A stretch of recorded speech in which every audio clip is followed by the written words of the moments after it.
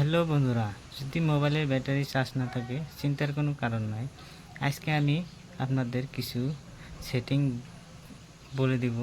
সেটিংগুলো করে নেবেন অনেক টাইম বা অনেকক্ষণ। তো দেখে নিন এই সেটিংগুলো। তো চলেন দেখাই আপনাদের সেটিংগুলো। প্রথমে যাবেন সেটিং, তারপরে যাবেন ব্যাটারি, তারপরে যাবেন হাই পারফরম্যান্স মোড, এটা অফ থাকলে অন করে দিবেন, অন থাকলে অফ করে দিবেন। তারপরে যাবেন স্লিপ স্ট্যান্ড বাই অপটিমিশন অন করবেন। তারপরে হয়ে গেল কামটা। আমি স্ক্রিনশটে আপনাদের সেটিংগুলো দেখায় দিছি, দেখে নেবেন।